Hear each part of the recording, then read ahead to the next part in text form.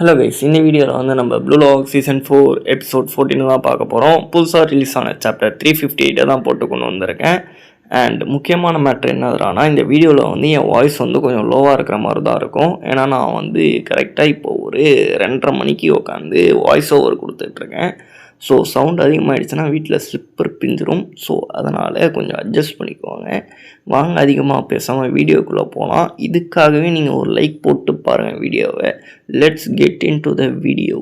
Chapter ஸ்டார்டிங்லேயே நம்ம ஐக்கோ வந்து பால் எடுத்துருந்துருப்பான் லாஸ்ட் சாப்டரில். இப்போ அவன் பாலை வந்து பாஸ் பண்ணுறான். பால் நம்ம ஷிடோ கிட்ட போகுது. நம்ம ஷிடோவை அங்கே 3 டிஃபெண்டர்ஸை தாண்டி அழகாக பால் எடுத்துகிட்டு போயிட்டு மறுபடியும் பாஸ் பண்ணி ஹியோரிக்கு இப்போ பால் போகுது. இங்கே இந்த அண்ட்ரி வந்து இவங்களோட புது பிளானை பற்றி எக்ஸ்பிளைன் பண்ணுறப்பா. பேசிக் பிளான் வந்து என்னன்னு பார்த்தீங்கன்னா, நம்ம ஷிடோ வந்து பால் எடுத்துகிட்டு போய் அவன் இஷ்டத்துக்கு அடிக்க போகிறான், அவ்வளோதான். அண்ட் நம்ம ஹியோரி வேறு சப்போர்ட்க்கு இருக்கிறதுனால இவங்களுக்கு இன்னும் ஆப்ஷன்ஸ் நிறைய கிடச்சிருக்கு. இங்கே நம்ம கரசும் இவங்க மேலே ஒரு கண்ணை வச்சுட்டு வந்துருப்பான். இதை வந்து செரெப்ரஸ் ஸ்டைல் அப்படின்னு சொல்லிட்டு வந்துருப்பாங்க. இப்போ பால் வந்து நம்ம ஹியோரி கிட்ட இருந்து அங்கே மறுபடியும் ஷிடோக்கு போகிற மாதிரி இருக்குது. இந்த டைமில் தான் ட்விஸ்ட்டு. நம்ம பால் வழக்கம் போல் வந்து பால் எடுத்துகிட்டு போயிட்டாரு.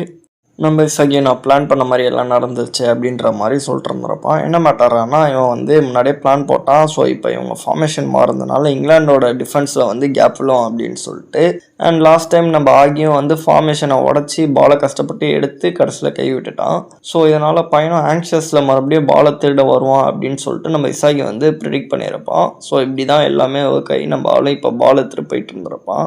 பட் இதெல்லாம் ப்ரிடிக்ட் பண்ணிட்டு நம்ம டெடி வந்து பாலை மறுபடியும் 8 ஒரு உதையை விட்டு பின்னாடி பார்க்கோட பால் வந்து அங்கே ஜான்டெட்ஸு கிட்ட போகிற மாதிரி இருக்குது. பட் அவங்க கோல் கீப் வந்து என்ன பண்ணுவான், அப்படியே ஃப்ளையிங்கில் இருக்கிறப்ப பாலை மறுபடியும் வீசிடுவான். மறுபடியும் பால் வந்து பின்னாடி போகுது. அந்த பால் கரெக்டாக சொல்லி வச்ச மாதிரி நம்ம யுகிமியா கிட்ட போயிட்டு இருந்திருக்கோம். நம்மளால் அது வந்த வேகத்துக்கு இழுத்து ஒரு ஸ்வாட் ஸ்க்ரூ வாலின்னு சொல்லிட்டு ஒரு அடி, அவ்வளோதான், பால் கோல் ஆகிடுது.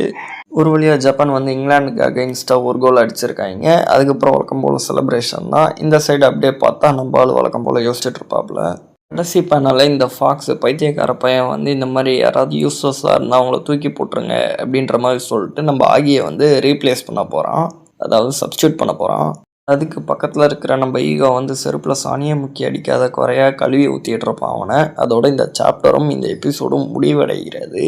இங்கே உங்ககிட்ட இன்னொரு முக்கியமான விஷயம் வந்து ஒன்று சொல்லணும். என்ன மேட்டர்னா, இதுக்கப்புறம் வந்து நான் இன்னொரு வீடியோ வந்து ஒன்று போடுவேன். அது வந்து நம்ம புது கண்டென்ட்டாக இருக்க போது. ஸோ முடிஞ்ச அளவுக்கு அதுக்கு உங்களோட சப்போர்ட்டை கொடுங்க.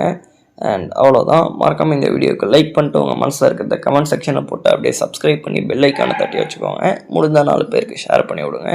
இதோட உங்களை அடுத்த வீடியோவில் சந்திக்கிற tata bye bye, see you guys in another video.